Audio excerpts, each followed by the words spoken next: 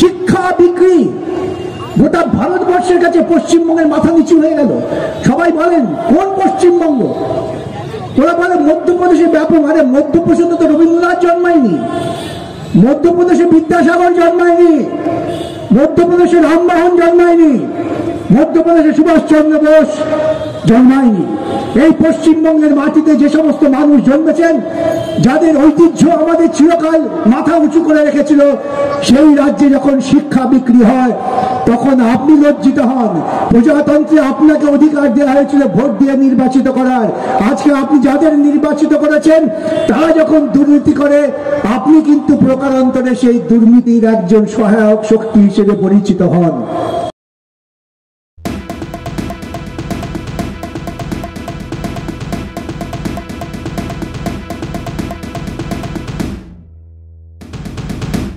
তাকিয়ে হতে চান? 2011 মমতা যা করলেন, 2014 ক্ষমতায় এসে মোদী একই কাজ করছেন। নতুন এডুকেশন পলিসি এমন করেছেন যে গরিব মানুষের ছেলেমেয়েরা লেখাপড়া শিখবে না। জেএনইউতে স্টাইপেন্ড বন্ধ করে দেওয়া হয়েছে, বলছে গুরুকুল। আমি জিজ্ঞাসা করেছিলাম গুরুকুল বলতে আপনারা কি বোঝেন? কিছু ব্রাহ্মণ তাদের শিক্ষার অধিকার, গুরুকুল মানে দ্রোণাচার্য একমাত্র ক্ষত্রিয় সন্তানদের শিক্ষা দেবে, আর ওই নিষাদ বালক একলব্যের আঙুল কেটে দেবে, এটাই তো গুরুকুল আপনাদের। প্রজাতন্ত্র তা বলে না। আমরা তো সেই সমস্ত স্তর পার করে প্রজাতন্ত্র করেছি, আমরা তো সবাই রাজা। তাহলে আমাদের রাজার রাজত্বে কেন আমরা সবাইকে রাজা করতে পারবো না? এই দৃষ্টিভঙ্গি নিয়ে আমাদের লড়াই শুরু করতে হবে। আমরা চিৎকার করছিলাম যেটা দুর্নীতিগ্রস্ত, দুর্নীতি হলে পরে কি হয় তা আমার কথা না। আজ থেকে 10 বছর আগে সুপ্রিম কোর্ট বলছেন যে দুর্নীতি হচ্ছে ক্যান্সার রোগ। একবার যদি দুর্নীতিকে তুমি প্রশ্রয় দাও তা ক্যান্সারের মতো সমস্ত প্রশাসনকে ভেঙে চুরে তছনছ করে দেবে, তোমার জীবনকে নষ্ট করবে। সুপ্রিম কোর্টের সাবধানবাণী আমরা কেউ শুনিনি। আমরা 2014 গোটা দেশ জুড়ে এলেন মোদী সরকার। মোদী সরকার এসে কি করলেন? তিনি আস্তে আস্তে তার বন্ধু ব্যবসায়ী আদানির সঙ্গে গোপন চক্রান্ত করতে শুরু করলেন। ভাবুন তো, আর দীর্ঘ বক্তৃতা করবো না, এখানে মীনাক্ষী আছে। যখন গোটা পৃথিবীতে প্যান্ডেমিক হয়েছে, হঠাৎ ঘন্টা বাজিয়ে মোদী ডিক্লেয়ার করে দিলেন যে সমস্ত বন্ধ, সব লকআউট, প্রত্যেকে ঘরে ঢুকে যান। হাজার হাজার পরিযায়ী শ্রমিক, তাদের জীবনের নিরাপত্তা নেই, তারা রাস্তায় বেরিয়ে পড়লেন। মা তার সন্তানকে কাঁধে নিয়ে, কেউ তার বৃদ্ধ বাপকে কাঁধে নিয়ে হেঁটেই চলেছে। এই পরিস্থিতির মুখে দাঁড়িয়ে তিনি বললেন, তোমরা এখন ভ্যাকসিন নাও। ভ্যাকসিন নিতে কেন বলেছিলেন এটা কি ভেবে দেখেছেন আপনারা? লোকসভা বন্ডে বিজেপিকে টাকা কারা দিলেন?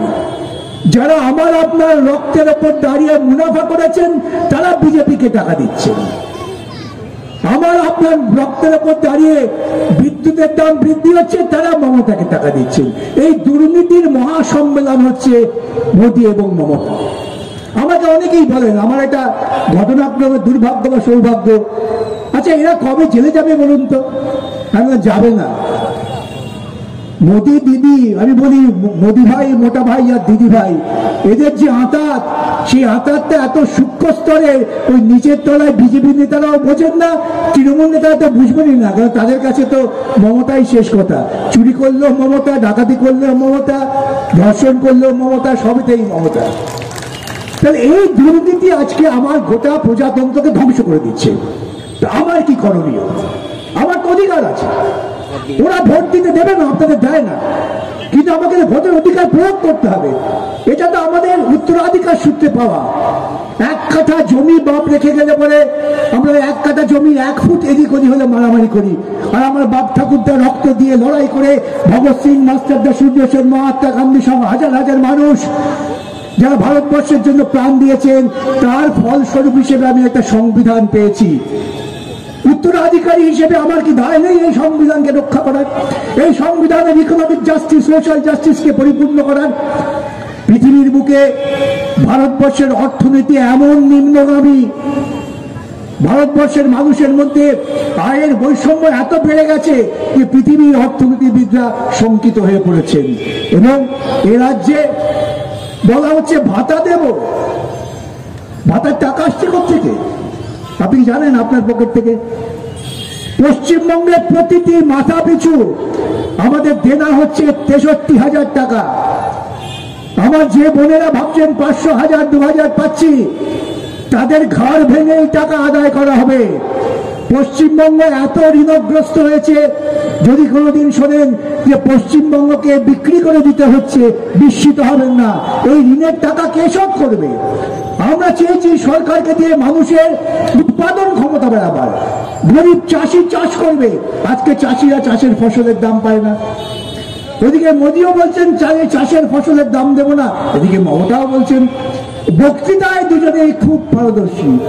বক্তৃতা যখন শুনবেন তখন মনে হবে পৃথিবীতে কোনো সমস্যা নেই। মানুষ কিন্তু ক্রমশ ক্রমশ ক্ষয়িষ্ণু ক্ষীয়মান। এই প্রেক্ষিতে দাঁড়িয়ে আজকে গোটা ভারতবর্ষ চাইছে যে আমরা বামপন্থীদের চাই। বামপন্থী ছিল বলেই 100 দিনের কাজ। এই 100 দিনের কাজ যখন মনে এলো তখন বলে এ নিয়ে কত নাটক হচ্ছে। হঠাৎ ভাইপো বললেন আমরা কেন্দ্রের কাছে 100 দিনের টাকার জন্য ট্রেনে করে দিল্লি যাব। দিল্লি গেলেন, রাজঘাটে গিয়ে অসভ্যতা করলেন, ছবি উঠলো, খুব প্রচার হলো। সেখান থেকে ফিরে এসে রাজভবনে বিক্ষোভ করলেন, জীবনে যা কখনো করা যাক হয় না করলেন। টাকা কই? টাকা তো আসছে না। আমি মামলা করলাম, বললাম টাকা দাও। কেন্দ্রীয় সরকার টাকা কাকে দেবো? এ তো সব চুরি করেছে, হিসেব নেই। কার টাকা দেবো তোমরা বলো? আমরা তো কাজ করেছি, আমরা যারা শ্রম দিয়েছি আমাদের টাকা কে দেবে? এই টাকা দায়িত্ব আইনত রাজ্য সরকার আমাদের টাকা দিক, তারপর তুমি তার সঙ্গে বুঝে নাও। এলো না টাকা। দিদি বললেন আমি যাচ্ছি মোদির সঙ্গে দেখা করতে। প্রধানমন্ত্রী গেলেন, ঘুরে এসে বললেন প্রধানমন্ত্রী বলেছেন অফিসারদের সঙ্গে কথা বলে নিন। নির্লজ্জ বেহায়া, নিজের আত্মসম্মান বোধ নেই। একজন মুখ্যমন্ত্রীকে প্রধানমন্ত্রী বলছেন অফিসাররা বসে ঠিক করবেন। তাহলে আপনি কি করতে গিয়েছিলেন? নাটক করতে, মানুষকে বোকা বানাতে। আমরা আদালতে বলেছি, আদালত বলেছে আমরা রাজ্য সরকারকে বিশ্বাস করি না। তারা বলছেন আমরা কমিটি করে দেবো। আদালতে একটু সময় লাগছে, সেই ফাঁকে তিনি বললেন আমি সব টাকা দিয়ে দেব। তো এতদিন দাওনি কেন? প্লিজ চুরি করবেন না। একজন কন্টেন্ট ক্রিয়েটার অত্যন্ত কষ্ট করে তার কাজকে এগিয়ে নিয়েছে, তাই তার কাজকে সাপোর্ট করুন, তার কাজকে ভালোবাসুন, কিন্তু তার কাজ নিজের চ্যানেলে তুলে দেবেন না। কারণ জানবেন পাইরেসি কিন্তু একটা অত্যন্ত দণ্ডনীয় অপরাধ। আপনারা দেখছেন আওয়াজ, রোজকারের হক কথা। For more updates about Awaz, please subscribe our YouTube channel Rajshekhar Thali.